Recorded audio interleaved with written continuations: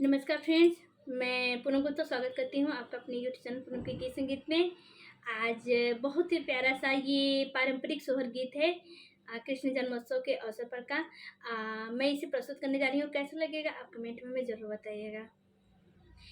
भादों की रे नयन रियात तिथि रही अष्टमी न हो, ललना रोहिणी नक्षत्र दीन बुधवात कृष्ण जी जन्म ली है हो। भादों की रे नयन रियात तिथि रही अष्टमी न हो, ललना रोहिणी नक्षत्र दीन बुधवात कृष्ण जी जन्म ली है हो। ललना रोहिणी नक्षत्र दीन बुधवात कृष्ण जी जन्म ली है हो।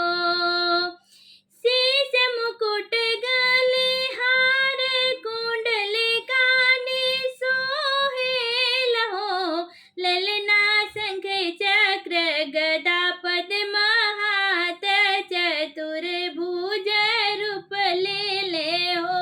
ललना शंख चक्र गदा पद्म हाथ चतुर्भुज रूप ले हो। स्तुति करे मैया देवकी न मन ही मन सोचेली हो। ललना प्रभु जी ली हले अवतार बालक रूप रिमि झिमि हो। ललना ली हले अवतार प्रभु जी बालक रूप झिमि झिमि हो। भादों के रे नयन रियात तिथि रही अष्टमी न हो, ललना रोहिणी नक्षत्र दीन बुधवात कृष्ण जी जन्म ली है हो। बाबा हो रउआ बाबा सुनहो मैया देवकी न हो। बाबा दउआ के कंस के बाडरवा यशोदा घर पहुँचावा हो। बाबा रउआ के कंस के बाडरवा यशोदा घर पहुँचावा हो। हथवा के खुली गईले बंधन गुड़वा के पांगड़ हो।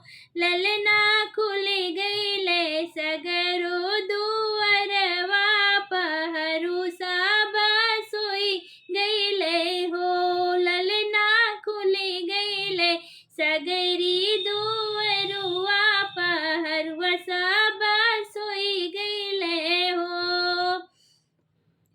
वासुदेव कृष्ण के उठाई गोकुल में पहुँचावे हो। ललना जमुना जी चुमेली चरनिया कन्हैया मुँह से काई हो। ललना जमुना जी चुमेली चरनिया कन्हैया मुँह से काई ले हो। आजू के रतिया नरिया बदरिया रिम झिम बरसे लहो। ललना जसोदा के गोद में लालनवा बधैया बा